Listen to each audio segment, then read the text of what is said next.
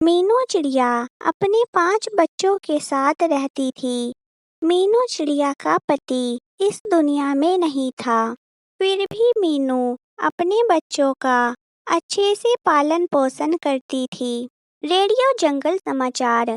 जंगल में जल्द तेज बारिश होने की संभावना है। सभी पंछी अपने अपने घरों में सुरक्षित रहें। नमस्कार। तभी वहाँ भूरा कौवा आया।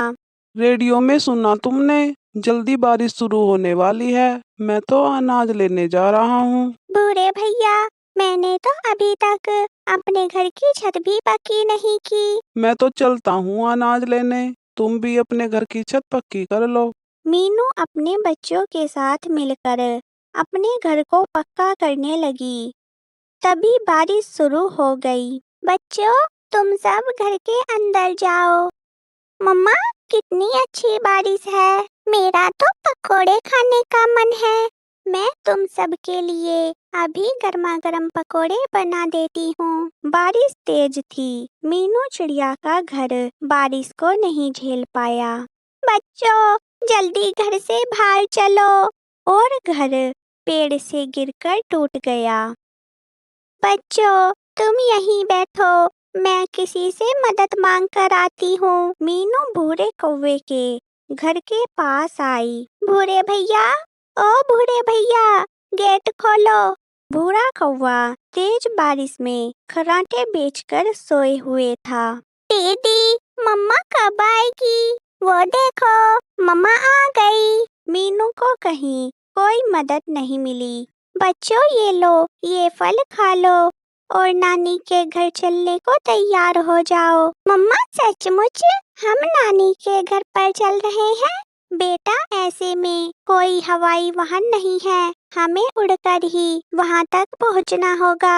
हम सब यहीं पेट भरकर फल खा लेते हैं। रास्ते में मम्मी को परेशान नहीं करेंगे। मीनू चिड़िया अपने बच्चों के साथ रास्ते में कई तरह की समस्याओं का सामना करते हुए अपने मायके आ पहुंची। भीमा चिड़िया अपनी बेटी मीनू को देखकर खुशी से झूम उठी। कैसी है बेटी? ठीक हो माँ? भाई भाभी कहाँ पर हैं? मीनू अचानक इतनी तेज बारिश में यहाँ आना। सच बता बेटी, क्या बात है? मीनू ने अपनी मम्मी को सारी बात बताई। मम्मी, आप भाई भाभी को इस बारे में कुछ नहीं बताना। मैं बारिश के बाद अपना देख लूंगी। तभी वहाँ चिंटू भी आ गया। मीनू बहन, कैसी हो तुम? सब अच्छा है। आप सबसे मिलने का मन था तो चली आई। नानी, हमें पकोड़े खाने हैं। हाँ बच्चों, अभी बनाती हूँ। चिंटू भाई, भाभी कहाँ पर है? वो अपने मायके गई हुई है, बस आती ही होगी। कुछ समय बाद लालटो अपने 2 बच्चों के साथ अपने मायके से आ जाती है। अरे माँ जी, सारे पकोड़े अपनी बेटी को ही खिला दिए या 1-2 हमारे लिए भी छोड़ा है? और कैसी हो मीनू? अच्छी हूँ भाभी। वो बच्चे पकोड़ों की जिद। हाँ हाँ, बच्चे अपने मामा के घर पर आए हैं, पकोड़े तो खाएंगे ही ना। ये देखो, मेरी माँ ने एकदम ताजे ताजे गुलाब जामुन बना कर दिए हैं। मैं भी कभी खाली हाथ नहीं जाती, कुछ ना कुछ लेकर ही जाती हूँ। मैं भी कुछ लेकर आती, पर बारिश का मैं गुलाब जामुन फ्रिज में रख कर आती हूँ। मम्मी, यही कारण है जो मैं यहाँ आना पसंद नहीं करती। अगर भाभी का ऐसा रवैया रहा तो मैं कभी अपने मायके नहीं आऊंगी। अरे वो ऐसी ही है, उसे समझ नहीं कब क्या बोलना है। और ये घर तेरी माँ का है, तू आराम से रह। अगली सुबह। मीनू, आज घर में तेरी पसंद की सब्जी बनेगी, मैं लेकर आता हूँ। रुकिए, मैंने आपको बोला था ना कि आज मैं बच्चों की पसंद की सब्जी बनाऊंगी। अरे ठीक है ठीक है, ये बात तुम सीधे स्वभाव में भी तो बोल सकती हो। मीनू अपनी भाभी का ऐसा अटपटा स्वभाव देखकर दुखी हो जाती है। उसे इसी कारण अपने मायके आना पसंद नहीं था। माँ, मैं जा रही हूँ। भाभी को मेरा यहाँ पर रहना पसंद नहीं। शायद आज तेरे पिताजी होते तो तुझे रोक लेते, मेरी तो तू एक नहीं सुनती। अपनी माँ को रोता देखकर आगे मीनू कुछ नहीं बोली। अगली सुबह चलो आज तुम सबको बाहर घुमा कर लाता हूँ। चिंटू सभी को बाहर घुमाने ले आया। पापा, मुझे मैंगो खाना है। बेटा पहले यहाँ घूम लेते हैं, फिर चलते हैं। मम्मा जी, मुझे भी जूस पीना है। चलो सबको जूस पिलाता हूँ और बेटा तुम्हें मैंगो खिला दूंगा। सभी कालू कौवा के जूस सेंटर पर आकर जूस पीने लगे। लाल्टो कहाँ है? मैं उसे बुला कर लाता हूँ। लाल्टो, चलो जूस पी लो। गोलू कब से बोल रहा था कि उसे मैंगो खाने हैं। उसकी आपने एक बार नहीं सुनी। गुड़िया ने जूस पीने को बोला तो आपने तुरंत सुन ली। मैं बता देती हूँ, अगर ऐसे चलता रहा तो मैं अपने बच्चों को लेकर मायके चली जाऊंगी। लाल्टो, क्यों बात बढ़ा रही हो? मैं बढ़ा रही हूँ बात? मैंने बोला था 5-5 बच्चे पैदा करने को। कब तक यहाँ पड़ी रहेगी? चली क्यों नहीं जाती यहाँ से? लाल्टो चुप करो, वरना मेरा हाथ उठ जाएगा। मीनू ने लाल्टो की सारी बातें सुन ली। वे सभी जूस पीकर घर वापस आ गए। मीनू का मन नहीं लग रहा था। अगर मैंने जाने की बात की तो मम्मी नहीं जाने देगी। मैं आज रात चली जाऊंगी। मैं नहीं चाहती कि मेरे कारण मेरी भाई भाभी का घर बिगड़े। बुआ जी, क्या आप यहाँ से जा रही हो?